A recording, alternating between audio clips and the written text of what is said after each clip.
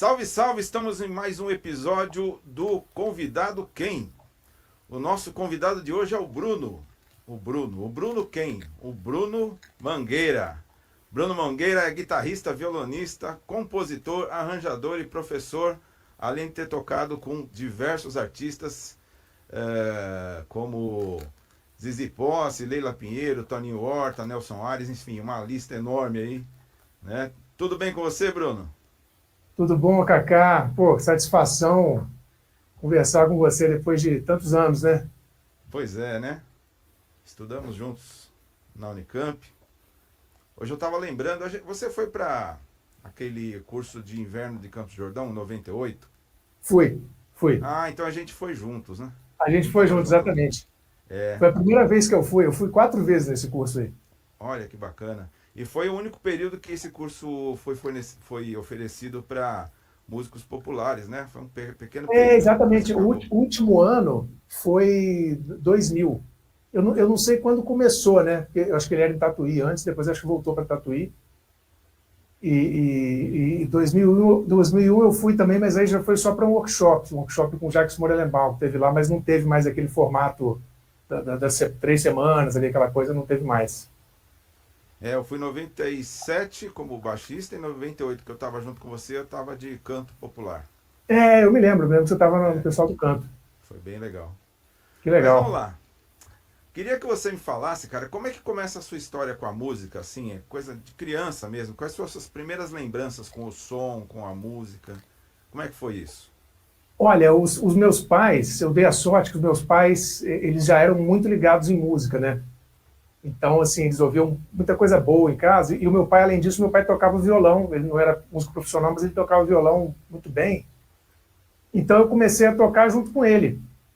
Acho que eu comecei a tocar por volta dos 4 anos de idade e brincando assim. E aí ele também, meu pai era aquele cara da família que tocava violão também. A minha família gostava muito de música, gosta muito de música, né?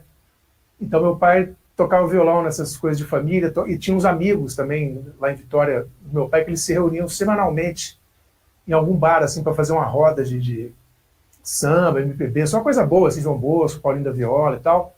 E ele viu que eu gostava, ele ia me levando junto. Então, desde cedo, eu não conseguia tocar violão ainda junto com os adultos, mas eu fui aprendendo percussão. Então, o cara do surdo me ensinou a tocar surdo, o cara do tamborim me ensinou a tocar tamborim. E na família tinha umas coisas de carnaval também. Tinha um avô meu que organizava um bloco lá em Guarapari.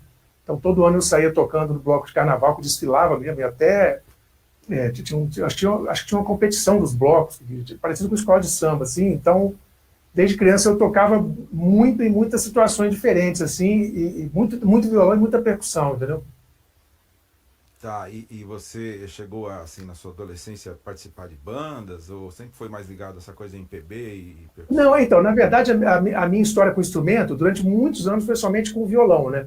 A guitarra, ela pintou quando eu já era adolescente, exatamente, e aí eu cheguei a tentar imitar uns vizinhos lá da minha rua que tinha uma banda de rock, mas eu nem cheguei a conseguir tocar em alguma banda de rock assim, porque logo no segundo grau eu entrei numa escola, a Escola Técnica Federal, que ela tinha uma banda de música e tinha uma big band. Então eu comecei, aí foi quando eu tive vontade de estudar teoria, né? Antes disso eu tinha feito umas aulas particulares com Elias Borges, que é um grande violonista lá da minha cidade. E aí, quando eu entrei nessa escola, eu fui fazer aula de teoria, porque era o maestro Célio, que é o professor lá, também era o maestro da banda, o maestro da Big Band, e também o maestro da Orquestra Vitória, que foi uma Big Band profissional, que eu comecei a tocar na noite como guitarrista de Big Band, depois de ter tocado um tempo lá na Big Band da escola. Então, a minha coisa com a guitarra, eu já comecei profissionalmente tocando jazz, bossa, e Big Band, e bolero. Assim, o mais perto que eu chegava de tocar rock assim era que no repertório às vezes tinha alguma coisa do Lulu Santos, de alguma coisa americana, assim, mas não era propriamente, né, de rock, né, quando é guitarrista a gente fala de rock, assim, né, era uma coisa mais, né, mais entre o pop e o rock, assim, vamos dizer, né. Então a minha história com a guitarra ela sempre foi mais próxima do jazz do que do rock, entendeu? Essa Big Band é a mesma que de uma escola federal, que eu já entrevistei aqui o Marcelo, o Bambam, Sim, e ele disse que tocou numa Big Band de uma escola federal que era sim, técnica, assim. é a mesma. essa escola, cara, embora seja uma escola técnica, né? Marcelo Coelho, né? Ele agora é Marcelo Coelho. Não, eu não consigo, eu só consigo chamar ele de Bambam também. O Bambam, se não me engano, ele fez mecânica, eu fiz edificações. Os cursos lá eram cursos técnicos voltados para essa área de exatas, assim, né? Certo. Mas esse professor lá, ele fez um trabalho tão sólido assim de música que grande parte dos músicos de Vitória se formou lá com ele, entendeu? Inclusive vários músicos que hoje tocam na Polícia Militar, lá na banda da polícia, vários que foram para a Unicamp, eu, Bambam, o Fabiano, quem mais? O Pedro. Muita gente é ex-aluno lá exatamente dessa, porque tinha banda, que era uma banda, depois juntou, né? Depois de um tempo, quando eu estava lá ainda tinha separado a banda e a Big Band, porque a banda era como se fosse essas bandas que tem sopros e percussão, né? Que fazia tanto desfile quanto tocava em palco, assim, e a Big Band, que era bem no formato 5/4/4, né? De Big Band tradicional, mas depois de um tempo, lá, não sei se foi lá para 2005, 2009, sei lá em que ano que foi, juntou, então hoje em dia é uma grande orquestra de música popular que é como se fosse uma big band expandida, que também tem flautas, eu acho que tem clarinete, tem várias coisas de percussão, tem um coro, deve ter umas 4 a 6 cantores, eu não sei como é que está a formação atual lá. Então se juntou a banda com a big band, virou uma coisa só, e continuou com o nome que era o nome da big band, que era Pop Jazz. Pop Jazz Orquestra, atualmente chama IFES, né, Instituto Federal do Espírito Santo, né, porque a instituição mudou de nome assim ao longo dos anos no governo federal. Então era Escola Técnica, depois virou Cefet, depois virou Instituto Federal, mas é a mesma que o Bambam estudou, sim, exatamente a mesma. Nossa, que legal. E aí daí vem mais ou menos a sua história de resolver cursar música, se tornar músico profissional. Então aí, o que aconteceu? Eu entrei na Escola Técnica em 94, né? Eu devia ter uns 14 ou 15 anos, acho que eu já tinha uns 15. E aí eu comecei a trabalhar profissionalmente como músico, em paralelo, né? Eu fui fazendo curso técnico e eu comecei a tocar na noite, acho que eu devia ter uns 16 anos, 16 para 17. E aí, então eu tocava na Big Band, na verdade o Célio, o maestro, ele começou a me chamar para vários trabalhos. Eu tinha a Big Band, que era semanal, mas também, assim, lá pelas Santas a gente tinha um grupo, acho que era um sexteto, ou septeto, que tocava também um dia fixo na semana no outro lugar. Eu fiz vários eventos com ele de casamento e um monte de coisa, então eu já estava tocando. Aí começaram a aparecer uns trabalhos de voz e violão também. Então eu já tinha um ritmo bom, assim, de tocar na noite lá em Vitória. E aí, quando foi chegando perto da época de fazer vestibular, eu fiquei, né, na dúvida entre continuar na área do curso que eu fazia, né, que seria o engenharia civil ou arquitetura, né, que eram as coisas mais próximas, ou música, ou alguma outra coisa, que na cidade a gente ainda está meio que tentando saber o que vai fazer da vida profissional, né? Uhum. E aí, rapaz, enquanto eu estava na escola técnica, acabou pintando uma ligação aqui com Brasília, que eu nem imaginaria que depois eu viria trabalhar aqui muitos anos depois, né? Que aqui tem o curso de verão da Escola de Música, e na época era muito, assim, era realmente um curso internacional. Então, esse maestro lá, ele me falou desse curso, porque na época ele recebia, eles mandavam tipo um livretinho dizendo quem iam os seus professores, tal, com uns meses de antecedência. Então, quando chegou no final do ano, lá no final de 94, ele me falou desse curso. Por uma coincidência enorme também, o meu pai estava morando em Brasília por uns meses, fazendo um trabalho para a Encol. Lembra da finada Encol? Sim, meu pai era engenheiro. E aí ele não era da Encol, mas pintou um serviço temporário de uns 7 ou 8 meses que ele ficou fazendo aqui para a Encol. E aí eu falei, meu pai está lá, eu consigo ficar lá com ele, vai ser legal e tal. Então eu vim fazer o curso de verão, mas totalmente, eu não tinha a menor ideia dos professores, quem eram e tal. E olha com quem que eu vim fazer aula aqui. Era Hélio Delmiro, de guitarra e violão, Ian Guest, de harmonia, e a Felícia Wang, que era professora de percepção. Então eu vim aqui fazer aula com esses caras sem nem saber quem eles eram. E depois, 2 anos depois, eu voltei para fazer o curso com Toninho Horta e com Ian Guest também, em 97. Então, quando eu vim para essa segunda vez, eu já estava no meu último ano na escola técnica e já estava com essa dúvida do que fazer depois da escola técnica, né, de universidade. Lá pelas Santas eu fui ficando tão nervoso que eu já não queria mais fazer vestibular, queria deixar para depois. E aí, nisso, eu conheci dois guitarristas da Unicamp que estavam. Nisso eu já tinha ouvido falar na Unicamp, porque nesse ano... Você conheceu o Pedrão? Pedro de Alcântara? Não, ele é uma turma mais antiga? Ele estudou na Unicamp, rapaz, mas ele deve ser da turma de 92, talvez, alguma Ah, coisa não, eu assim. sou 96, né? Então, Ah, talvez entendi. Então, o devia Pedro estar saindo ele quando eu morou. estava. Pois é, ele morou vários anos em Campinas e voltou em 97 para Vitória. Acho que foi em 97, que foi o último ano que eu fiquei lá. E a gente tocou junto nessa Big Band. Então ele também me falou da Unicamp, ele já era conhecido lá por ter estudado na Unicamp. A gente já ouvia falar na Unicamp muito bem, assim, né? E aí eu conheci dois guitarristas aqui, que eu acho que um talvez seja da sua turma, que é o Marcos Vinícius, e o André Ouzon, o André, os dois de São Paulo. É, de Vitória tem o Júlio, né? Júlio Calimã, né? O Júlio também, mas o Júlio não estudou na escola técnica. Ah, Tecnicamente, o Júlio é de Vila Velha, na verdade. Né? O Júlio e o tá, Gustavo Oris são de Vila Velha. certo. Mas eles não estudaram lá. E aí, aí eu conversei com eles aqui no curso de verão, eles estavam fazendo aula com o Toninho também, e aí perguntei da Unicamp e tal, e aí perguntei também, porque na época eu sempre trabalhei com guitarra e violão igualmente, né? Eu nunca fiz muita distinção assim, de você toca aí um ou outro, né? Eu sempre toquei os dois, eu sempre fiz trabalhos com os dois, e aí eu perguntei como é que era, e aí, como eu estava muito interessado em estudar improvisação, e eles faziam aula com o Alberto na época, eles falaram muito bem, falaram, o professor de guitarra realmente é um cara que ele trabalha improvisação assim, de uma forma excelente e tal. Então eu optei por fazer o vestibular com a guitarra para poder estudar improvisação, que é o que eu estava buscando na época, né? Então foi assim que aí lá eu já estava bem, enfim, eles me deram uma ideia bem legal, então isso foi me animando realmente a fazer o vestibular de música. E lá eu conheci também que o Marcos Vinícius tinha uma guitarra Cast.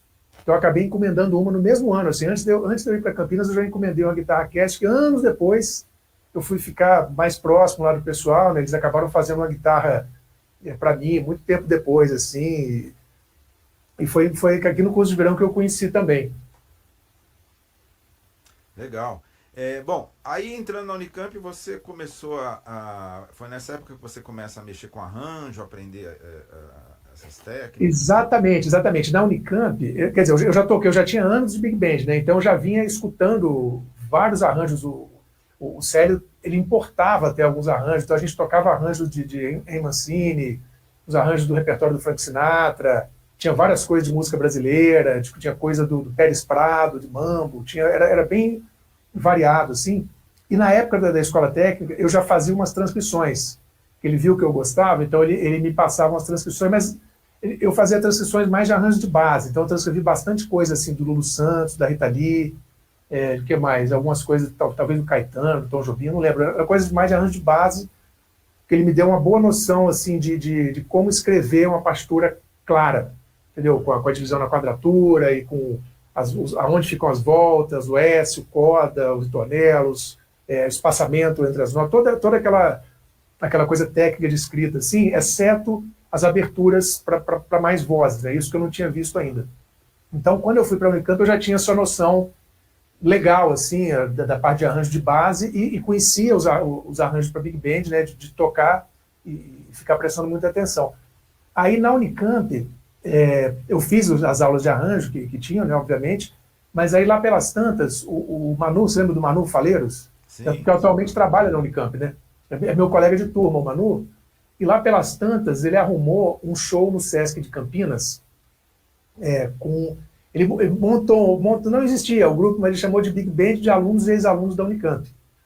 E nessa época eu já estava tentando alguma bolsa para estudar arranjo nos Estados Unidos, então eu já tinha feito uma gravação por minha conta de um arranjo de Big Band que eu escrevi para uma composição minha chamada Canavial. E aí, quando ele montou essa Big Band, ele saiu perguntando ao pessoal quem tinha arranjo para poder, enfim, ele vendeu o show sem existir o produto, entendeu? E aí, quem tinha arranjo, eu falei assim, eu tenho, eu escrevi um arranjo de uma música minha nova aqui, eu posso colocar para a gente tocar. E aí, fez esse catado lá, a gente fez o show, e quando acabou o show, era só aquilo, não ia ter mais nada, mas os músicos adoraram e falaram, ei, quando é que é o próximo, quando é que é o próximo? Aí o pessoal quis continuar a Big Band, e como é que vai chamar? Alguém falou, chama Big Band Canavial. E aí adotaram o nome da minha música. Então, nisso eu comecei, como a gente ensaiava semanalmente com esse grupo e tocamos várias vezes, aí começou um laboratório ali, né? Porque eu comecei a escrever para o grupo, que já estava ensaiando lá. Então eu fui juntando algumas coisas que eu tinha aprendido lá na época da Big Band lá em Vitória, das Big Bands, né? Que tinha da Escola Técnica e tinha a Orquestra Vitória, que era a profissional.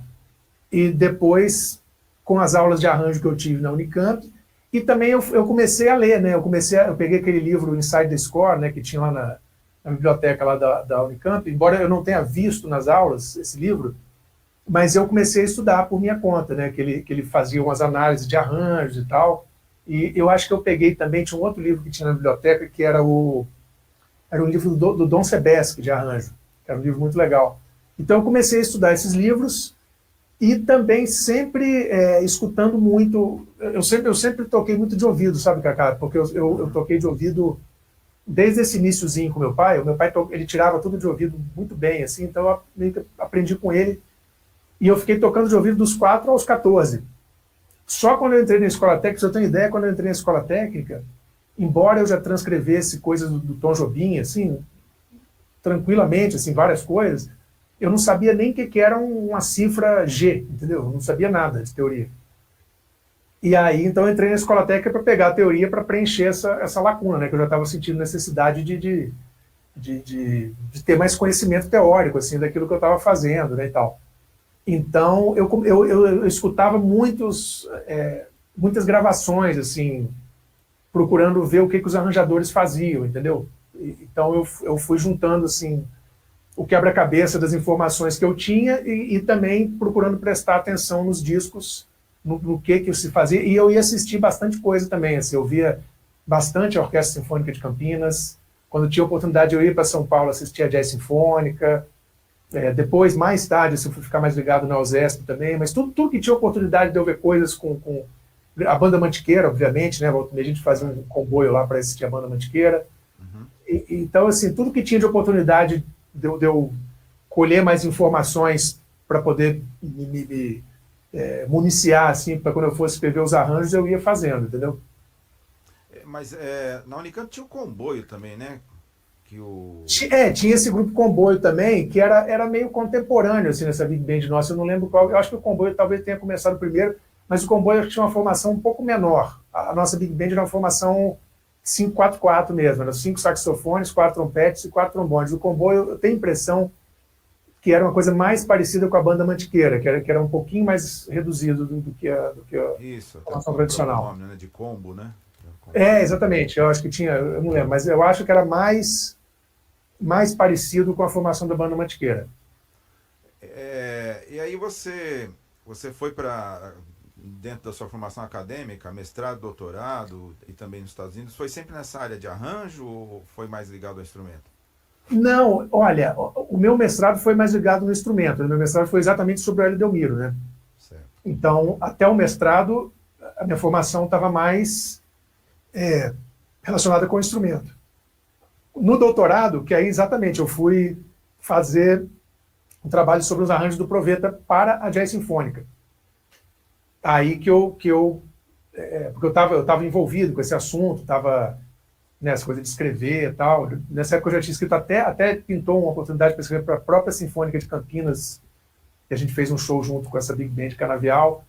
Então, aí eu fui, a partir do doutorado, que eu fiz tanto o meu doutorado quanto, mais recentemente, o meu pós-doutorado nessa área de composição e arranjo de música popular. Tá, e se tivesse que dar uma dica para quem está assistindo a gente, o que você acha que é a diferença de arranjar para pequenas formações e para Big Band e orquestra? O que você acha que são as características aí? Olha, eu acho que realmente a gente tem assim, o arranjo de base tem características bem específicas e bem distintas do arranjo para sopros, que é um arranjo que a gente vai pensar um pouco mais melodicamente, né? Que cada instrumento toca uma nota de cada vez, né? Então, assim, o arranjo de base, você conhecer esses instrumentos, né? Como é que funciona a bateria, o contrabaixo, um piano, uma guitarra, como que esses instrumentos interpretam uma cifra, né?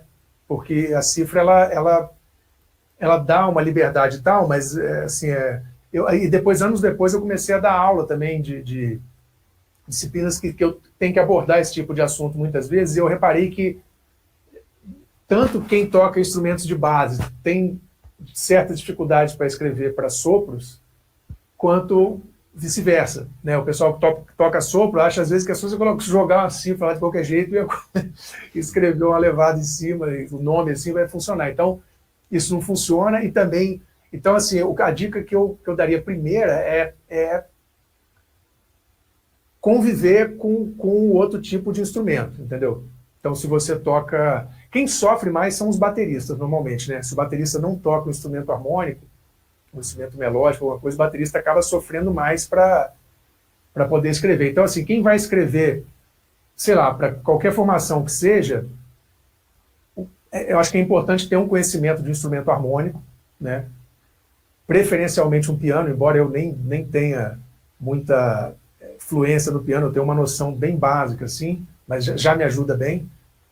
E também conhecer, né, quem toca instrumentos harmônicos, conhecer como é que funcionam os instrumentos de sopro se possível, tocar numa formação que tem esses instrumentos todos. Eu acho que tocar em Big Band é uma experiência que todo mundo que toca música popular, se tivesse oportunidade, seria bem importante, porque aí você convive tanto com os sons dos instrumentos, como eles tocam, como com a própria dinâmica dos ensaios, que ela é uma dinâmica bem diferente dessas dinâmicas de banda, quando você tem só instrumentos de cozinha, né, que é uma dinâmica normalmente muito indisciplinada em comparação com a dinâmica de um grupo maior, onde está todo mundo lendo partitura, que não tem muito espaço para ficar dispersando entre uma passada e outra, esse tipo de coisa.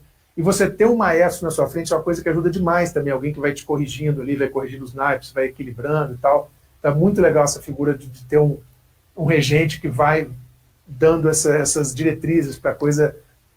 E por outro lado, né, quem toca, né, para os músicos de sopro, assim, se eles pudessem tocar numa banda de garagem, alguma coisa assim, acho que fariam um bem danado também, porque aí tem toda a dinâmica de você não ter partitura, né? Porque a gente que toca baixo, guitarra, a gente é muito acostumado com essa dinâmica assim, da partitura ser um elemento que não existe naquele contexto. Né? Você tem a gravação, você tira de ouvido, você toca o pessoal e tal, mas não tem. Às vezes tem uma cifra, assim, uma forma bem resumidinha ali. Então, acho que todos esses conhecimentos de você desenvolver a parte de percepção e das levadas e tal, quanto esse conhecimento de você conhecer a dinâmica mais de grandes formações, tudo isso, para a música popular, as duas coisas elas precisam coexistir ali. Né? Então, essa é uma dica que eu acho que é muito interessante a gente transitar entre esses dois ambientes, entendeu? Tá, agora, quem escreve para orquestra, acho que é importante ter uma formação de instrumentação, orquestração, né? Buscar Com certeza, informação. com certeza, com certeza. E hoje, com o uso das plataformas, dos softwares de edição de partitura, como é que é a sua dinâmica? Você ainda continua ali com lápis, borracha e papel, ou você vai direto para o editor de Não, partitura? assim, bastante coisa eu faço direto no computador. Papel, assim, para as minhas coisas, é mais quando eu estou com alguma ideia assim que eu não quero perder, né? Quando algum insight assim, ou às vezes quando eu estou transcrevendo uma coisa para eu mesmo estudar, por exemplo, outro dia eu estava transcrevendo um improviso e aí era uma coisa que eu não ia fazer partitura daquilo para nada. Então eu só queria tirar a cifra para eu ver a forma ali do que estava acontecendo naquela hora do improviso. Então aí eu acho mais simples no papel, assim, coisas mais rápidas assim, mas a maioria das coisas que eu faço ou eu faço Você só acha que o suporte do software, né, de você poder escrever e ouvir, Ah, quer dizer, sim. a vantagem é que a gente escreveu ali, ouviu, ou qualquer coisa você já corrige, mas É. antes, quando não tinha isso, a gente era obrigado, ou muitos acabavam não chegando nesse nível, a desenvolver um ouvido interno, né? Que era Então, escrever no rapaz, papel. agora você Agora tocou no parece que ponto. acho que esse tipo né, de habilidade vai ficando de lado, né? Então, isso é uma coisa que realmente, quando eu estou fazendo essas coisas para formações maiores, eu sempre penso nisso. Falei, caramba, né? Porque eu cheguei a fazer bastante coisa de Big Band no papel. É. E realmente eu acho que aquilo desenvolve muito mais a nossa capacidade como arranjador, de, de, de, de conceber a coisa na nossa cabeça mais claramente, né, do que esse sistema. É uma espécie de uma muleta, né, a coisa da tecnologia, por esse lado. Eu cheguei a ser aluno do Ciro Pereira, você foi aluno dele também? Infelizmente não, cara. Eu conheci ele, mas ele se aposentou no ano que eu entrei.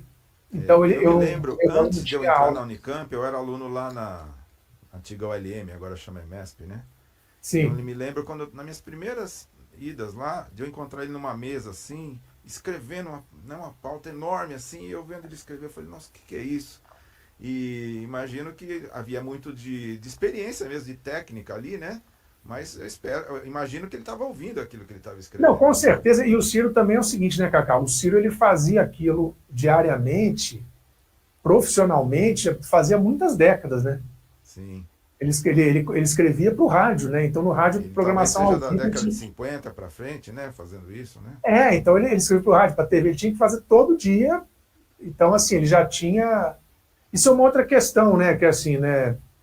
Quanto mais a pessoa faz aquilo horas por dia, ela vai ficando mais rápida naquilo e mais, né? Como tudo que a gente faz, né? Então, assim, ele se dedicou a. Aquilo era a atividade principal dele, né? Então, também às vezes é fogo, né? Porque às vezes a gente vai se comparar, né, com uma pessoa dessa, por exemplo, mas pô, a gente às vezes faz outras coisas que tomam a maior parte do nosso dia, né? Aí realmente fica difícil você querer chegar naquele nível de excelência com o trabalho, né? Também é uma coisa que também é uma crise, assim, que eu passei durante muito tempo com esse...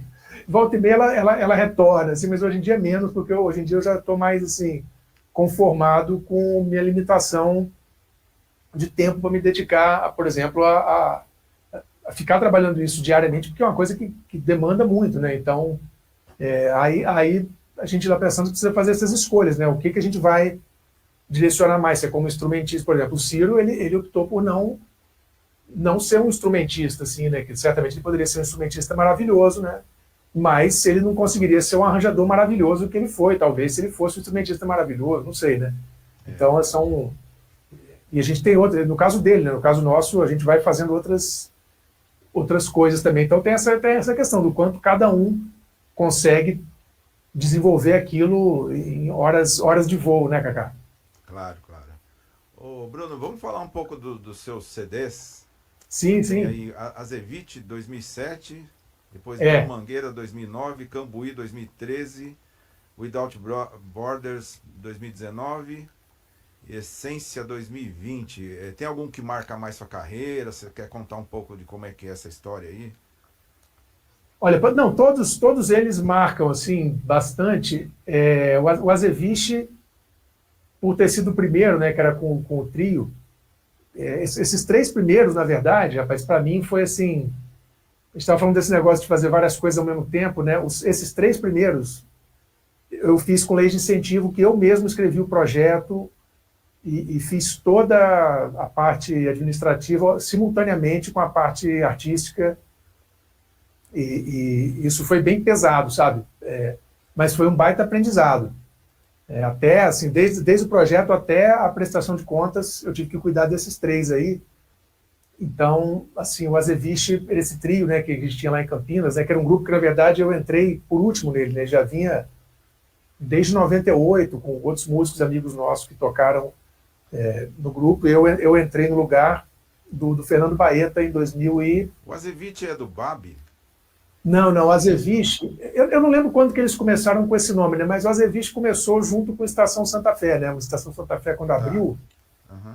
o Bebeto tocava acho que uma ou duas vezes por semana, e o Guilherme Ribeiro com o Fernando Baeta tocavam acho que uma ou duas vezes por semana. Então, lá pelas Santas entrou o Magrão junto, depois entrou o Guto Lucena junto, então lá pelas Santas virou um quarteto. Eu não lembro quando que recebeu esse nome da Rosa Morena, que era a companheira do Magrão na época.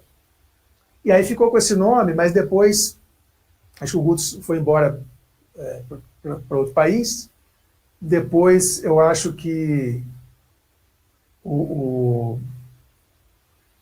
acho que saiu o Guilherme, entrou o Marquinhos no baixo. Então eles ficaram um tempo assim, o Fernando, o Marquinhos e o Magrão. E nisso assim, como eu estava morando em Barão todos esses anos, volta e meia eu fazia algum sub, assim, pro Fernando. E aí, lá pelas Santas, o Fernando saiu também, ele teve uns problemas de tendinite, alguma coisa que ele não estava podendo tocar muito, e aí eu acho que eu entrei em 2006, assim, fixo, né? Mas eu já tinha feito muitos subs, então eu fiquei de 2006 até fechar o Santa Fé, que eu acho que foi em 2009. Então, já tinha esse nome, né? E aí pintou esse edital da Prefeitura de Campinas, foi o primeiro ano que pintou, eu mandei o projeto lá e aprovou. Então assim, foi muito legal, né? Fazer um trabalho como solista, assim, o disco inteiro e tal, né? O disco era do trio, mas eu que fazia as melodias, os improvisos, então foi um baita desafio, assim. E aí depois teve o meu primeiro disco autoral, meu disco com meu nome, que eu fiz pela Lei Rouanet. Então, nesse disco eu consegui uma condição ideal, assim, com cordas, sopros, tem faixa lá que é como se fosse uma jazz sinfônica, né? O canavial, e participações do Toninho Horta, da Léa Freire, então, assim, eu fazia com gravado em São Paulo, no estúdio muito legal, tudo muito legal. Então, esse disco foi muito especial para mim por ter podido fazer uma coisa orquestral, assim, em faixas de quarteto, faixas de duo, assim, mas a maioria de grupo, assim, ou grupos maiores, né? E depois, esse outro meu CD, Camburi, que aí ele tem mais uma cara de cozinha, algumas com cantores, né? Tem uma com a Leila Pinheiro, uma com o Filó Machado, uma com a Beth Bruno. Eu canto, essa que a Leila Pinheiro canta, eu canto também junto com ela. Então tem 3 músicas com vocal e outras músicas com instrumental, mas todas com piano, bateria. Eu gosto muito dessa coisa de ter violão e guitarra na mesma faixa, entendeu? Então, meus discos eles sempre têm, assim, eu procuro colocar o violão na base, a guitarra fazendo melodia, eu gosto muito dessa você combinação. Grava os dois, você convida alguém, você faz um overdub? Não, eu gravo os dois. Normalmente, no Camburi, o que eu fiz, eu gravei a guitarra guia, para poder, porque eu gosto muito da interação do violão com o piano, então eu queria gravar o violão tocando junto com o piano. Eu adorei, inclusive, foi o Fábio Torres, no meu segundo CD, no Camburi, e então eu queria muito gravar junto, porque aí você toca junto e a interação fica mais legal, né? Então eu gravei uma guitarra guia com a melodia, e aí na hora eu gravei valendo o violão junto com o piano. E aí eu adorei esse resultado, porque a coisa fica realmente amarradinha na cozinha. E aí depois, nesse meio tempo, entre esse CD e o Without Borders, na verdade tem um outro disco, que é o disco da Banda Urbana, que a Banda Urbana é uma big band lá de São Paulo, que ela, na verdade, ela é a continuação da big band Canavial, porque os músicos foram se mudando de Campinas para São Paulo, e aí deram esse nome de Banda Urbana, que essa já era um pouquinho menor, já era mais parecido com a Mantiqueira, não era a big band completa. Isso foi que ano, Bruno? Olha, a Banda Urbana, eu acho que começou em 2006. Ela teve ligado àquele movimento Elefantes, de big bands em São Paulo? Esse movimento Elefantes ele veio um pouquinho depois da Banda Urbana, porque tinha umas big bands da garotada, assim, mais ou menos da mesma idade, e aí pintou esse movimento, mas a Banda Urbana ela veio um pouquinho antes desse movimento, se eu não me engano. Mas eu fiz vários eventos por esse movimento Elefantes aí, com a Banda Urbana. E... Como é que era esse movimento Elefantes? Era um coletivo? Tinha algum edital? Não, eu acho que alguém, eu acho que era o Vinícius, se não me engano, percebeu assim que tinham várias big bands fazendo várias coisas de uma forma independente, assim, né, cavando os lugares para tocar e aquela coisa. E aí teve a ideia de fazer uma coisa para facilitar, e realmente ajudou mesmo, porque você ir com a big band procurando um lugar para tocar, a gente sabe como é que é, né? É um negócio muito ingrato, assim, né? Então ele meio que congregou essas big bands nesse movimento Elefantes. Então ele ia lá num determinado lugar e fechava assim, aqui vai ter Projeto Elefantes, então cada semana vai ser uma big band. Então ele fazia um rodízio das big bands em determinados lugares, que supostamente numa condição um pouco mais favorável, assim, do que cada uma individualmente. Então a ideia do movimento Elefantes eu acho que era tentar dar unir forças, entendeu? Dessas diferentes big bands para poder fazer um trabalho. Acho que esse nome Elefantes deve ter sido pelo tamanho das Big Bands. Mas a ideia acho que era mais ou menos essa, assim, né? Unir esforços e centralizar ali para vender os projetos onde todas as Big Bands se apresentassem.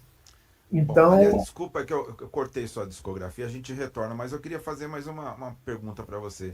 Claro, eu já tentei, hoje eu moro aqui na cidade de Barueri, eu tentei começar uma Big Band, mas sabe o que eu senti? Que é tão difícil você formar uma Big Band, principalmente o pessoal dos sopros, eles estão fazendo eventos, casamentos, tudo, é difícil o pessoal se juntar num agrupamento desse sabendo que os cachês vão ser baixos. Rapaz, é muito grande, quer dizer, a Big Band tem que começar com uma galera às vezes mais de base, né, que ainda não está inserida no mercado, né? Tem isso, e tem uma outra coisa também, cara, que assim, o lance da Big Band, muitas vezes não tinha muita coisa de ensaio, entendeu? Marcava um lugar onde pudesse tocar assim na segunda-feira, que era um dia mais morto assim dos trabalhos na noite para os músicos, né? E aí o pessoal marcava, segunda-feira em tal lugar. Então isso era bem... as partituras e... o pessoal de sopro lê muito bem, né? Então, como diz, virava quase que um ensaio para quando tivesse algum show mais bacana no Sesc, alguma coisa assim. Então, mas assim, eu te confesso, Cacá, que eu realmente eu não gostava muito dessa dinâmica, entendeu? Porque eu sentia falta de ensaios onde a gente pudesse limpar melhor as coisas. Assim, tinha um lado muito bom, que assim, a sua leitura melhora muito. Né? Você está obrigado a estar ali numa situação que está valendo já, então você tem partitura, cada um escreve de um jeito, umas são mais organizadas, outras são menos, você acaba melhorando sua leitura muito, isso é legal. Você acaba, assim, o fato de estar sempre tocando, acaba pintando algumas oportunidades a partir dali, você conhece muitos, eu conheci diversos músicos de sopro de São Paulo, excelentes, assim, que ficaram meus amigos, e eu até fiz outros trabalhos juntos depois, mas tem um lado, assim, que essa coisa muito de primeira e tal, ela limita um pouco o quanto você pode dar uma lapidada, né, de ensaio, assim, né, dinâmicas e detalhezinhos que a gente realmente precisa parar e falar, gente, vamos ver essa parte aqui para... Então, tem esses dois lados, né? Mas tem uma coisa legal, que essas roubadas, assim, da coisa ter que sair de primeira, para você, como arranjador, elas te forçam a também aprender uma escrita mais funcional e mais específica para o que você quer que soe, né? Então, às vezes, depois de alguns anos, assim, muitos anos, eu revisei alguns arranjos meus e eu vi, caramba, na época eu não escrevia as ligaduras de articulação, na época eu não, essa dinâmica aqui. Então eu fui vendo também que, quando eu estava mais no início, eu contava muito com o ensaio para resolver determinados problemas que, na verdade, já deveriam estar indicados ali na partitura mais especificamente. Então, tem esses dois lados, né? Acho que a gente vai meio que juntando, né, Cacá, as experiências boas e as ruins e tirando, assim, tentando tirar o melhor de cada uma para a gente ficar mais preparado para a situação que vier, né? E hoje você está lá como professor na Universidade Federal de Brasília, é isso, né? Sim, sim. E lá você tem Big Band com os alunos? Você conseguiu fazer alguma coisa lá? Não, na verdade, na UNB, a Big Band é uma disciplina. Então, já há muitos anos que foi uma disciplina que o professor de saxofone, ele me contou que, porque na UNB só tem curso de bacharelado em música clássica, né? A gente está com a previsão do curso de música popular, mas ainda não existe. Então tem curso de música clássica e tem licenciatura. Vocês têm licenciatura lá também? Tem também, tem os bacharelados de instrumento, composição e regência, e tem a licenciatura. Tá. Então não existe um curso de música popular. Mas mesmo assim, como existe o bacharelado de saxofone, o professor, para poder atender a exigência dos alunos de saxofone terem uma prática de orquestra, ele montou essa Big Band e a Big Band virou uma disciplina. Isso eu acho que foi até nos anos 90 ainda, viu? Então, quando eu entrei, eu fui convidado para uma das disciplinas que eu ministrei, foi a disciplina da Big Band. Então, eu fiquei nos meus primeiros anos da UNB como diretor e regente da Big Band via disciplina e fiz algumas apresentações, assim, no Teatro Nacional, CCBB, no CNPq, onde mais? em alguns lugares, assim, na própria UNB, obviamente. Então, eu fiquei durante o tempo como maestro aqui da Big Band aqui do UNB, né, toquei algumas coisas minhas também com o pessoal, mas depois eu fui para outras disciplinas e aí, enfim, outro colega lá assumiu, mas até hoje tem, entendeu? Nem sempre aqui a dificuldade é que às vezes o difícil é você preencher a quantidade de instrumentos que precisa de cada um, né? Às vezes não tem o número de alunos daquele instrumento, então às vezes tem essa dificuldade aí de fazer a Big Band ficar completa, né? Mas ela é uma disciplina aqui, mesmo assim. Pô, que legal. É. Eu queria que você me dissesse agora, vamos retomar lá quem tinha parado, né? Você estava falando do Without Borders, né? Dos discos. Seus últimos dois. Pois é, porque eu falei do disco da banda urbana, né? Que eu, se eu não me engano. Você falou da banda urbana e a gente caiu nesse negócio de Big Band, né? Exatamente. Então teve o disco da banda urbana de 2015, que, embora seja um disco que todo mundo, como se todo mundo fosse solista, né? Mas pelo fato de ser um grupo tão grande assim, eu estar mais no papel de acompanhamento, eu não menciono muito esse disco como meus discos assim, como solista, porque para quem vai ouvir meus discos, a pessoa vai esperando ouvir eu fazendo as melodias lá, e não é exatamente o que está nesse disco da banda urbana. Mas tem arranjos meus lá, e aí esse Without Borders com o Phil DeGreg, que a gente fez muitos trabalhos tocando juntos no Brasil, nos Estados Unidos, durante muitos anos, e aí a gente gravou esse disco em 2017, acho que saiu... Foi em 2019, você falou? Eu sempre fico na dúvida se ele saiu em 2019 ou 2018. Pelo seu site está 2019. Então tá certo, foi 2019. A gente gravou esse disco, e aí a gente... Foi muito legal, foi um disco diferente assim, dos outros que eu tinha feito, porque a gente... Bom, primeiro que a gente gravou nos Estados Unidos, né, que é uma coisa que para mim foi nova, né, de fazer um disco no exterior, lá com uma outra dinâmica, assim, né? E tinha uns amigos morando ali, o Juan Menha. Você chegou a conhecer o Juan? O Juan morou muitos anos em Campinas. Não conheci. O Juan é um baterista argentino, que ele morou em Campinas, sei lá, 10 anos. Ele morou muitos anos em Campinas. E, por coincidência, ele estava fazendo, se eu não me engano, mestrado lá em Cincinnati, na época, nessa mesma universidade onde o Phil lecionava. E tem também um amigo meu de Vitória, que foi meu aluno também lá na Faculdade de Música do Espírito Santo, que eu morei lá em 2005, que é o Andrei Junca, que ele era um baixista de rock, assim, na época, e aí ele fez aula de prática de conjunto lá comigo, eu dei umas dicas e tal, e lá pelas tantas pintou essa oportunidade dele ir para os Estados Unidos, e aí ele foi estudar baixo acústico, com uns caras excelentes, assim, acho que tinha até um baixista que tocava com o Jack DeJohnette, algum desses bateristas super conhecidos, assim, ele fez aula com um baixista que tocava com esse cara, enfim, ele começou a tocar baixo acústico, jazz, assim, no nível altíssimo. Atualmente ele está dando aula numa faculdade lá, e na época ele estava morando em não sei se era Louisville, ou algum lugar assim, que não era muito longe de onde a gente foi gravar. Então eu convidei o André também, e teve o Kevin, acho que é Kevin McClellan, que fala que ele é um baixista lá de Cincinnati, mas que passou um tempo aqui, tinha um intercâmbio aqui com a Unicamp, a UNB, Cincinnati e Louisville. Eram 4 universidades, eu até participei coordenando localmente esse intercâmbio numa época. Então o Kevin, eu tinha conhecido ele aqui, ele estava tocando música brasileira muito bem, ele é americano, ele toca jazz muito bem, e o meu disco com o Phil, então ele mistura essas coisas, tem coisa de jazz, coisa de música brasileira. Então todos esses que eu falei são músicos que tocam música brasileira e jazz muito bem. Então eles faziam essa transição assim, de um estilo para o outro e tal, de uma forma...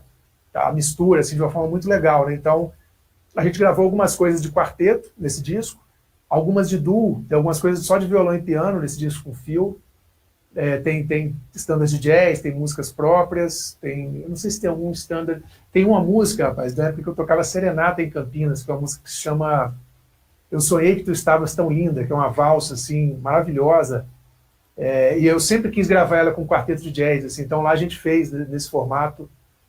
Eu adoro essa faixa do disco. Então teve esse disco com o Phil. E aí depois, em 2000... Quando é que a gente gravou o outro? Não sei se foi 2018 ou 2019. Que aí... Nesse mesmo ano que eu gravei com o Phil, eu fui a Los Angeles.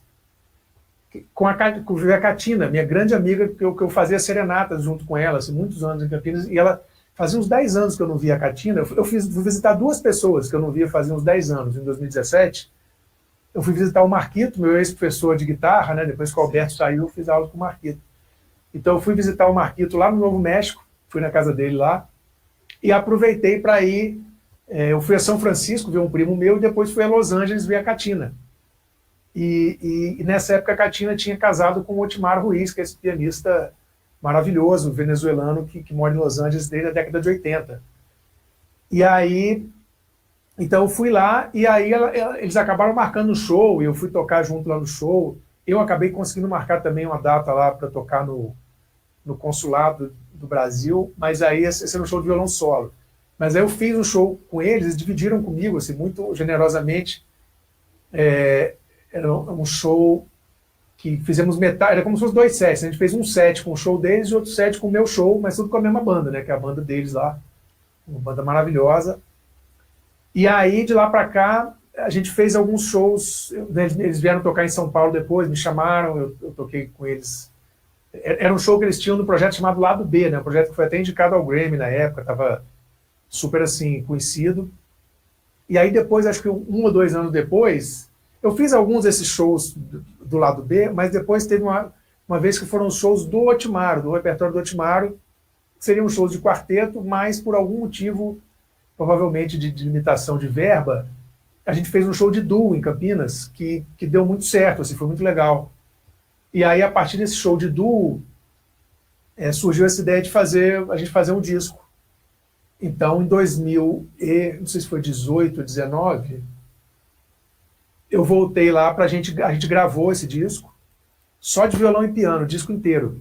Então, a gente tem 4 composições de cada um e mais 2 boleros, assim, de autores conhecidos aí. E aí ele ia ser lançado logo em 2020, veio a pandemia, né? Então ele saiu inicialmente só digital, mas depois, quando voltou a funcionar a fábrica de CD, né, as coisas que tinham fechado, ele até saiu por uma gravadora lá chamada Blue Canoe Records. E aí a gente fez o lançamento 2 anos depois, em 2022, no Instrumental Sesc Brasil. E por coincidência, há poucos dias me escreveu a pessoa de lá, dizendo que só agora vai passar na TV a cabo. Então vai passar, acho que agora. Depois eu vou quem quiser me acompanhar nas redes sociais, eu vou divulgar certinho as datas, mas acho que é lá pelo dia 20 e pouco de junho, aí vai ter várias exibições da TV a cabo do programa, do show que a gente fez em 2022, do lançamento desse CD Essência, que é um disco que eu gosto muito, assim, porque aí esse foi realmente bem diferente dos outros discos que eu já tinha gravado, né? Que ele é um disco bem camerístico, né? Só violão e piano e com bastante coisa arranjada, assim, né? Muita coisa arranjada, bastante espaço para improviso também, mas bastante coisa escrita, assim, e bastante coisa difícil, né? Foi um disco que eu comi até uma tendinite depois, cara, quando eu voltei, não do disco, mas depois, quando a gente fez o show de lançamento do disco, que a gente fez, foi em 2022, a gente fez uns shows aqui, fez esse show do Sesc, fez um show no Sesc de Campinas, fizemos uma pequena turnê ali no sul da Califórnia, com o repertório desse disco, e aí quando eu voltei, rapaz, minha mão já estava detonada, assim, porque era um show muito puxado, eu estava estudando, assim, para poder tocar legal, assim, no show. Então foi um disco bem desafiador, assim, né, e uma satisfação enorme ter gravado com o Otimaro, que é né, sempre que a gente toca com músicos muito bons, ele acaba sendo um desafio que a gente acaba tocando melhor, né, quando vai tocar com esses músicos, assim, quando a gente toca lá com Proveta, com Ademir Júnior, que é um músico aqui de Brasília, um saxofonista muito bom, ou com...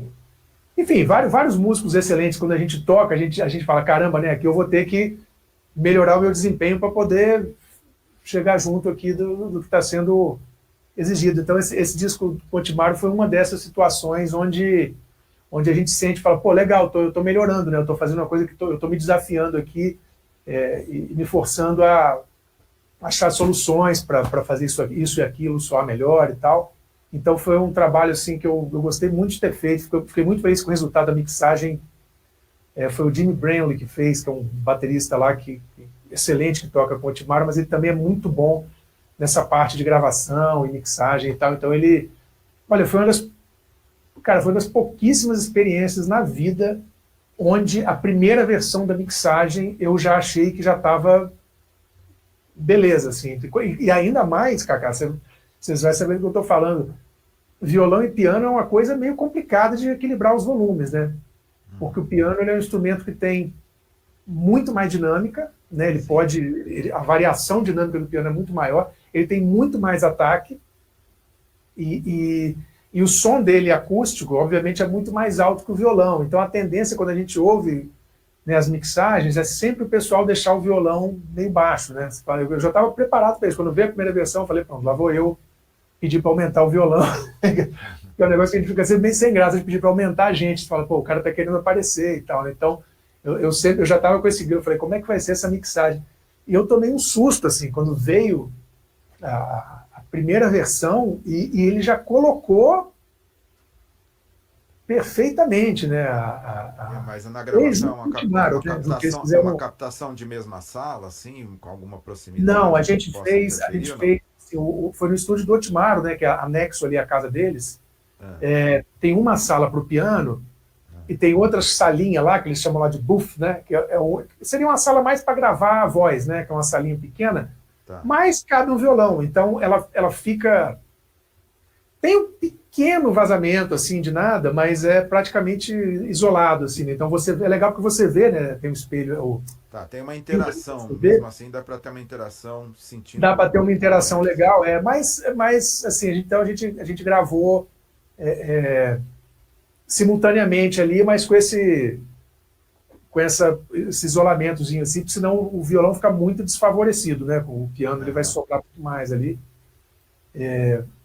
E foi assim, e até foi uma captação diferente, cara, porque a pessoa que gravou não foi a mesma que mixou, cara. Foi também um cara que é um arranjador maravilhoso, que é o Ramon Huerta, que é um cubano. Aliás, o Jimmy é cubano também.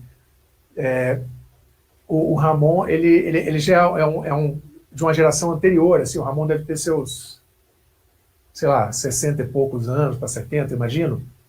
E ele escreve para orquestra, cara, é um músico, e acho que ele é violonista também, além de ser um baita compositor e arranjador. Então ele usou uma captação diferente, porque tinha um microfone que ficava do lado da minha orelha. Eu nunca tinha visto isso. Diz ele que isso é comum lá no pessoal de Nashville, que grava, não sei se country, alguma coisa, que o pessoal passou essa dica lá para ele.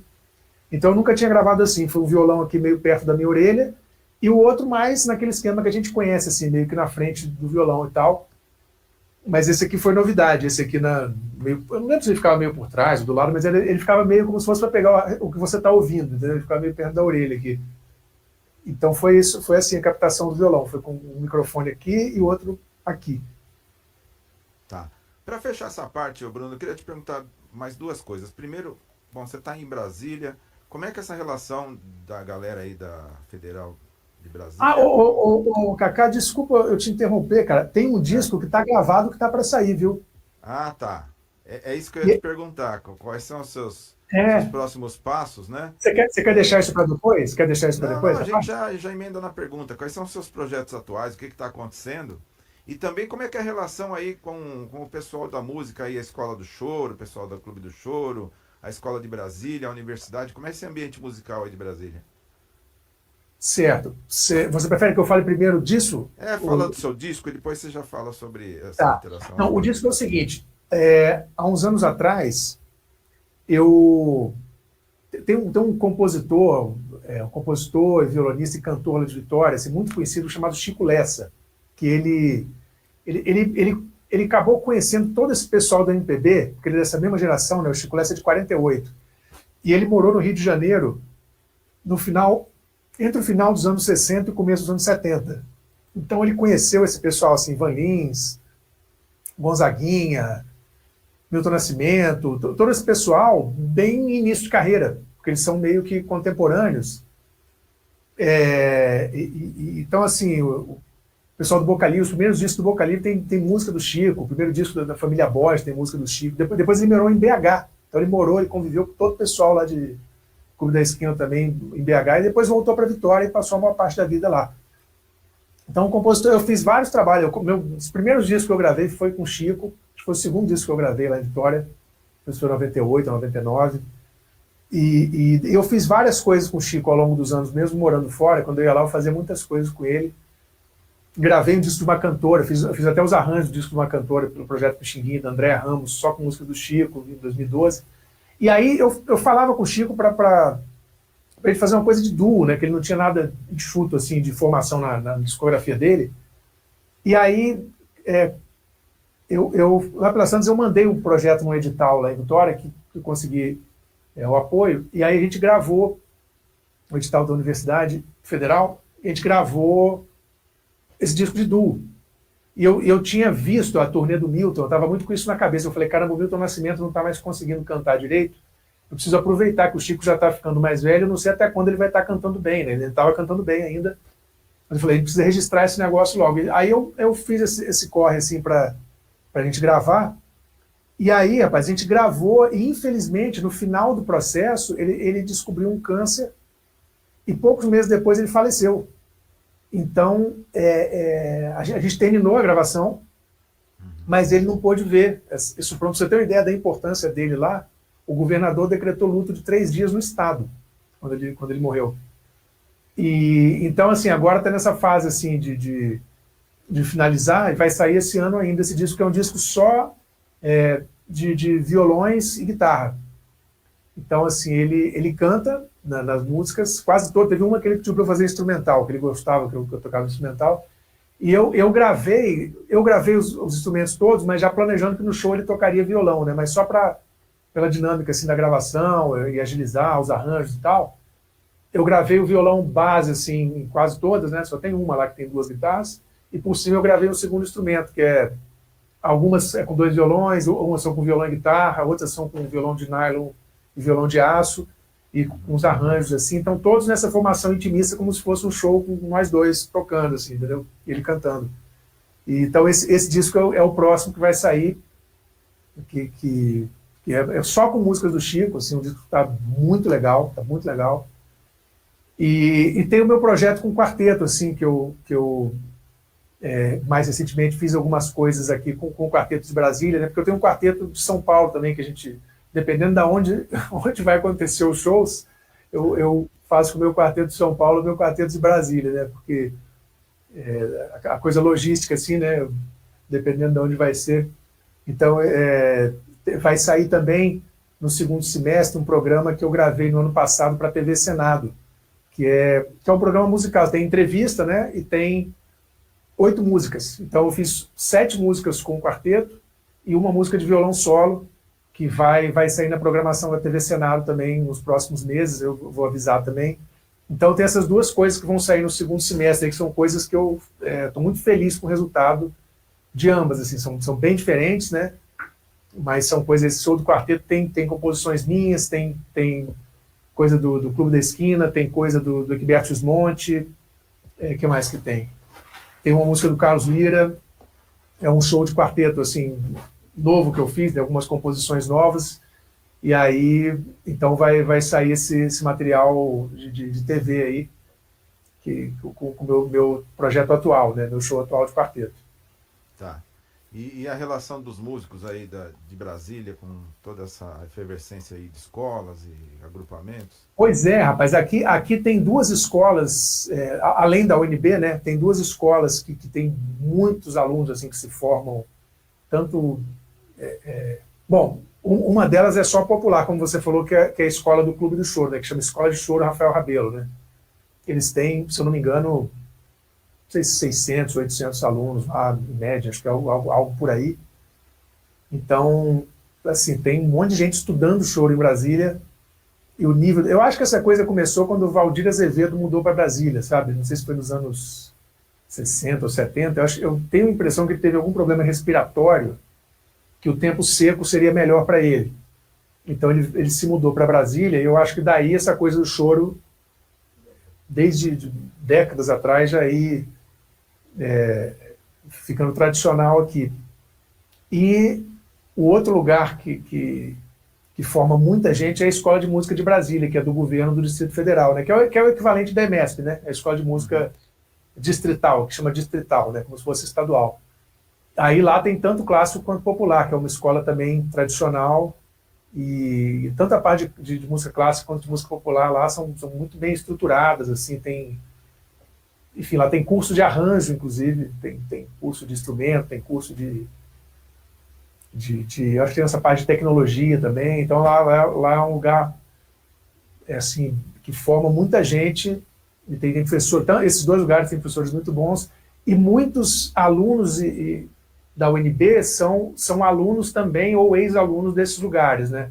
A UNB recebe tanto pessoal dessas escolas, quanto também muita gente das bandas militares. Assim, principalmente quando eu estava na Big Band, que eu conheci bastante o pessoal do sopro, porque, embora o pessoal já seja profissional, às vezes eles têm interesse em ter um diploma de curso superior, então eles vão na UNB, assim, acaba absorvendo também vários músicos, tem várias bandas militares em Brasília, né? Você tem bombeiro, exército, aeronáutica, marinha, e tem várias, dentro de cada uma dessas tem, sei lá, banda da cavalaria do exército, banda, eu não sei, eu ouço eles me contarem de alguns nomes, assim, então tem diferentes grupamentos lá, diferentes bandas militares, que, inclusive, eu toquei outro dia com a banda se chama Orquestra Sinfônica da Força Aérea Brasileira, mas na verdade é tipo uma jazz sinfônica menor, assim, não tem tanta gente de cada naipe, assim, principalmente cordas, não tem tanta gente assim, mas tem os naipes todos, e tem cozinha também. Então lá tem o baixista, tem baterista, tem guitarrista, pianista,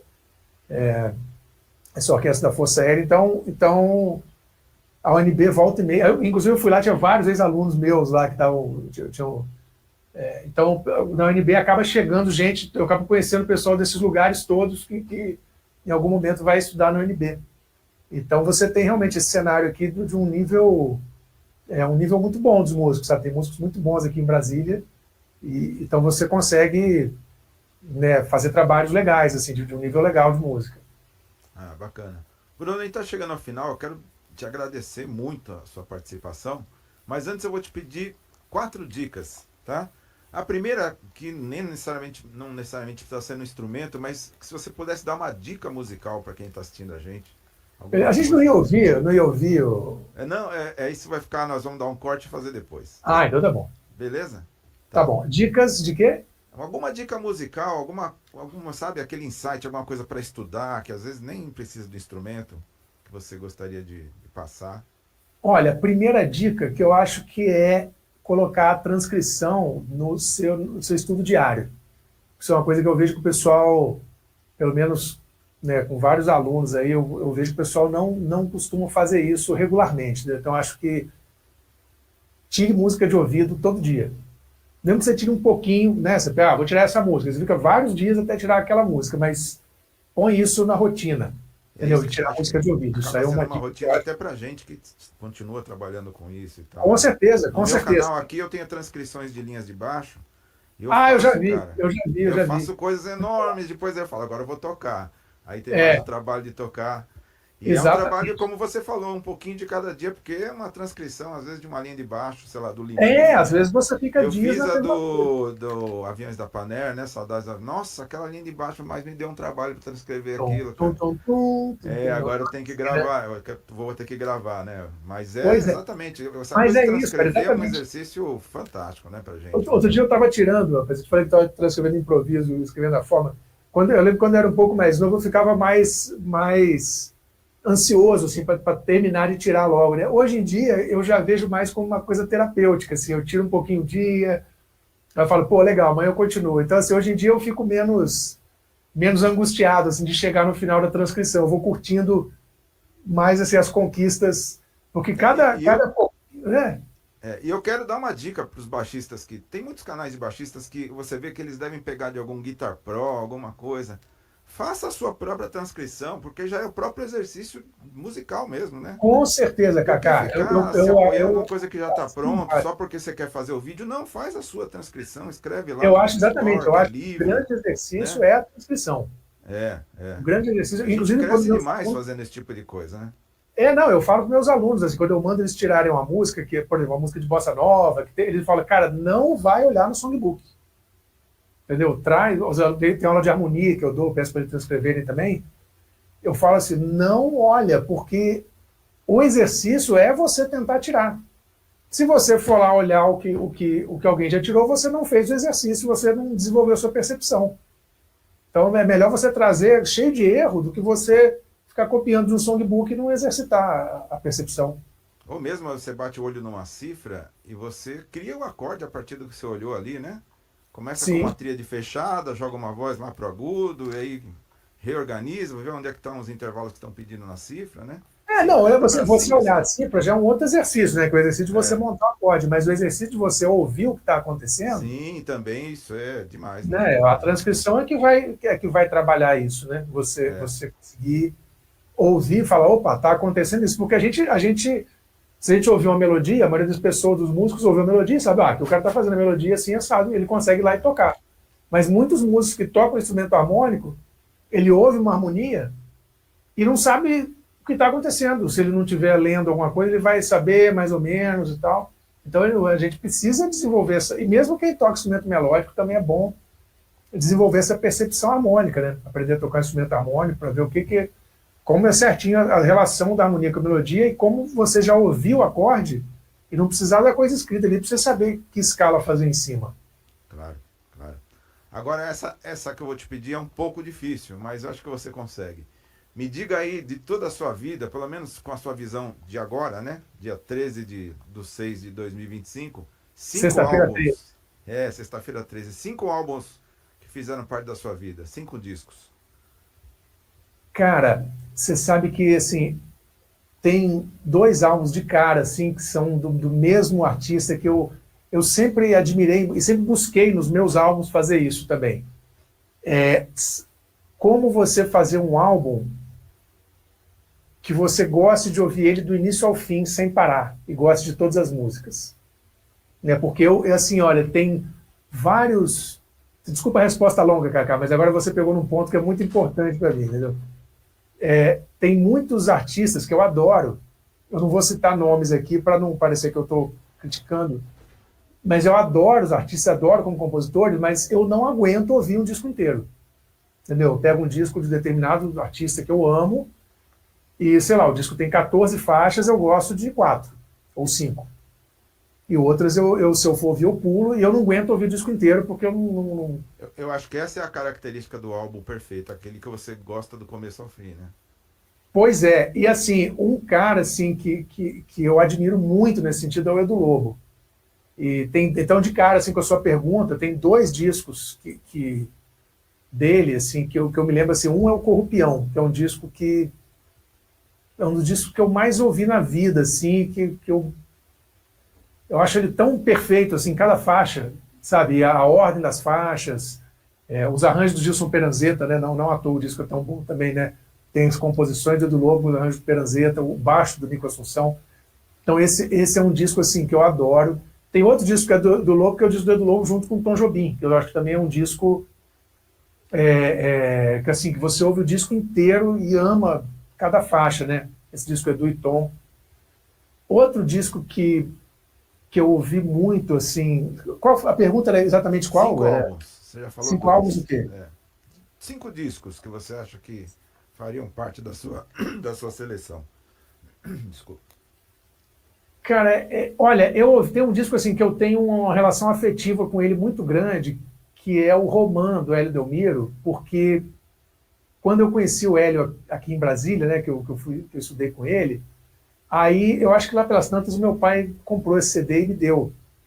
Então eu ouvia muito Romã, inclusive no curso aqui, o Hélio gostou muito de mim porque eu ainda não sabia solar direito, assim, eu era mais iniciante, mas teve uma coisa que ele pediu para fazer que só eu consegui na turma, que era o acompanhamento de uma música chamada Espada de Fogo, que era um acompanhamento que tinha aquela célula pá, pá, pá, pá, pá, pá, pá, pá, pá, pá, e tinha que fazer isso e fazer o baixo junto na cabeça do tempo.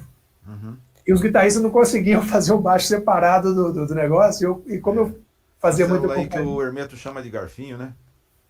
Não, na verdade, posso Não é mostrar essa? aqui? É essa? Não. Não. Tá. Deixa eu te mostrar aqui, peraí. Não sei se vai dar para ouvir. Dá para você ouvir bem aqui? Dá sim. Dá. Então, é como se tivesse um samba que é. Só que a levada fica. Ah, tá.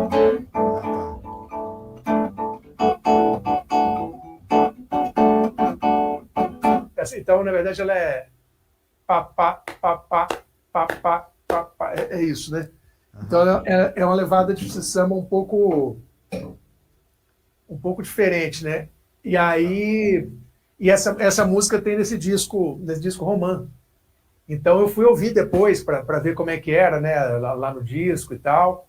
E aí eu acabei ouvindo. Esse disco foi um disco que eu ouvi muito, assim, né? Que foi como eu tomei contato. Engraçado que quando a gente pensa em Eldomiro, isso não é o primeiro disco que a pessoa pensa, né? O Romã, né? Acho que ele não é um disco tão conhecido quanto outros discos do Hélio. Mas para mim, assim, foi o disco que eu ouvi muito, muito, muito, muito. Eu comecei a entender melhor do Hélio Delmiro através desse disco. Então esse é um disco que eu tenho uma relação com ele assim muito, muito forte. Outro disco, cara, que é um disco que assim mudou, assim, me impactou. Uma faixa, na verdade, né, desse disco aí. Eu nem é um disco que eu ouvi tanto disco assim, mas tem uma música do Ivan Lins, que é o mesmo nome do disco, que chama Depois dos Temporais. Essa música foi uma música muito importante, assim, mas agora você perguntou do disco, né? Eu não diria que é o disco. O disco, assim, aqueles discos do Toninho Horta, né? O Diamond Land, por exemplo, é um disco que para mim também eu ouvi muito. Teve um outro disco do Toninho, bom, talvez eu passe do número que você pediu, cara. Eu tentar pensar em disco de artistas diferentes, assim. O Passarinho, né? Do Tom Jobim. Pô, os discos do João Gilberto, só se for falar de João Gilberto, eu já falo logo uns 5 aqui. O Amoroso, né? O Amoroso, disco. Nossa Senhora, aquele disco Amoroso do João Gilberto. Se tivesse que pegar um do João Gilberto, acho que eu pegaria o Amoroso, assim, como mais impactante, assim, que eu ouvi muito, assim. É o Amoroso que tem a música do Lobão? Do Lobão? Que ele gravou uma música do Lobão, o João Gilberto. Isso não foi naquele disco de voz e violão, não? Essa do Lobão? Acho que o Amoroso é depois, né? Mais recente. Não, o Amoroso, não. O Amoroso eu acho que é dos anos, não sei se é 60 ou 70, eu acho. Ah, tá. Não, então estou confundindo. O Amoroso foi gravado nos Estados Unidos. Esse que você está falando aí, acho que é aquele que tem a Camila Pitanga na capa, fazendo assim, ó. Mas é do Lobão, né? Porque eu sei que tem música do Caetano, do Lobão não lembrava. Ele chegou a gravar Me Chama em um dos discos dele, João Gilberto. É mesmo? É. Rapaz. Bom, enfim. Bom. Mas assim, o Amoroso é um disco que realmente, se eu tivesse que pensar um do João Gilberto, assim, acho que o do Amoroso. Eu não sei quantos eu já falei, Gaga. Já estourou minha Falou cota aí? 4, mas. Falei 4, 5, mas tentar vem pensar mais em um, mais vai. um aqui. Porque você deve ter mais algum na manga, a não ser que tá bom, tá boa a conta. Não, cara, é que são tantos, né? Eu tô tentando pensar em um assim que... Cara, é difícil. Talvez alguma coisa do Dori, assim, né? Do Dori Caymmi também, como, por exemplo, aquele... Pô, o Dori eu gosto de vários, né? Mas tem aquele Serenata Brasileira, que eu ouvi muito. Tem aquele das músicas de cinema, que eu ouvi muito também. Cinema Romantic Vision, esse é muito legal. Enfim, né, cara? Só para falar alguns, né? Legal. Bom, para fechar a tampa agora, ó, me fala aí, por favor, um filme que você indicaria pra galera. Um filme? Um filme. Cara, eu amo aquele filme do Dia da Marmota, Feitiço do Tempo. Esse filme aí é um filme que eu adoro, cara. Eu gosto muito desse, eu gosto... O que mais que eu gosto? Eu gosto muito do Show de Truman também. Esse Show de Truman eu acho barato. Esse Meia-Noite em Paris também é bem legal. Bacana. Eu já falei 3, né, cara? Você pediu um só, eu tô estourando a minha... Indica aí um livro pra rapaziada que tá assistindo a gente. Olha, se for para indicar um livro para os músicos, né? Acho que podia ser um livro direcionado aí para os músicos, né? Tá. Pessoal dessa praia aí que a gente está falando, cara, eu indicaria o livro do César Camargo Mariano, porque chama Solo. Esse livro aí, ele dá uma ideia tão legal do cenário musical de São Paulo dos anos, sei lá, 60 para 70, e dali para frente, né? Porque a carreira do César Camargo Mariano é um negócio interessantíssimo, né? Como é que ele foi transitando desde das rodas de choro na casa dele, né, com o pai, com o Johnny Alf morando na casa dele. Olha que coisa louca, o Johnny Alf levava ele para a escola. Aí daqui a pouco a coisa dos trios, né, da noite paulistana, lá baiuca, Praça Roosevelt, e tocando trio de jazz e bossa, aquela coisa.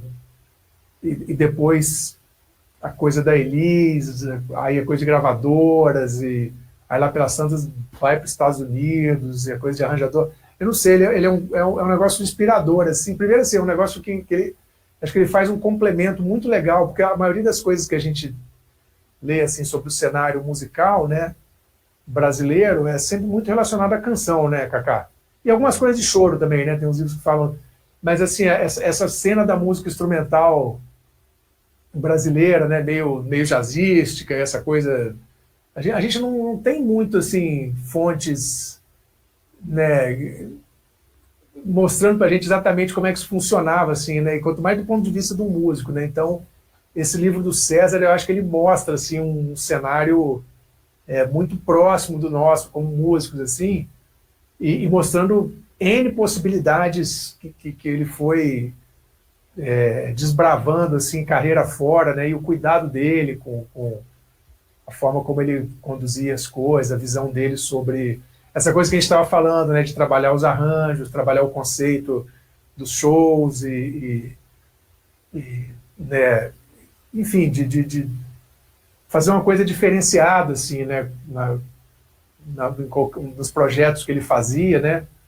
Então, assim, eu acho que o livro do César é um livro muito... que ele clareia, assim, né, uma parte que é meio misteriosa, assim, né, de como é que era, como é que funciona, e como é que funcionava, e também inspiradora, né, pra gente, pô, você vai lendo a história dessas pessoas, né. Atualmente eu estou lendo a biografia da Elis, cara, que é um livro do Júlio Maria, que saiu... Na verdade, saiu uma reedição, mas é uma reedição revisada, né? Uhum. Então, assim, que também é outra coisa muito inspiradora, assim, esse livro da Elis, da história. Então, a gente vai lendo a história dessas pessoas e vai aprendendo e se inspirando, né? Então, acho que esse livro do César, assim, para os músicos, eu sempre recomendo, assim, eu acho que é obrigatório, assim, todo mundo que toca música popular no Brasil devia ler esse livro. Bacana.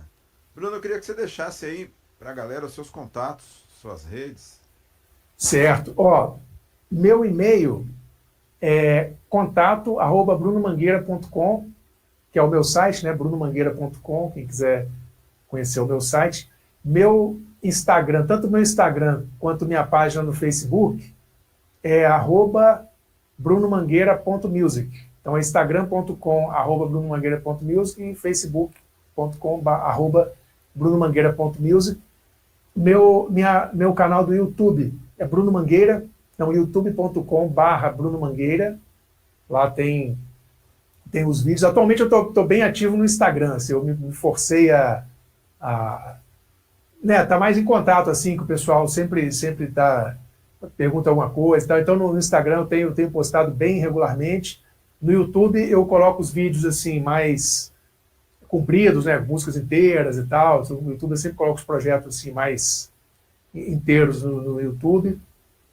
E no Facebook também, as coisas que eu posto no Instagram, eu posto no Facebook, então todas têm sempre novidades, assim, inclusive esses projetos que eu falei, quando sair, claro que eu vou divulgar por lá, né, quando estiver mais próximo de sair.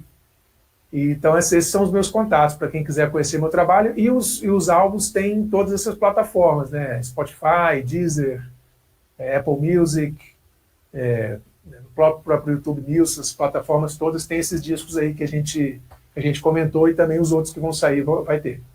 Tá certo. Bruno, eu quero agradecer sua generosidade, sua atenção aqui com o canal, né?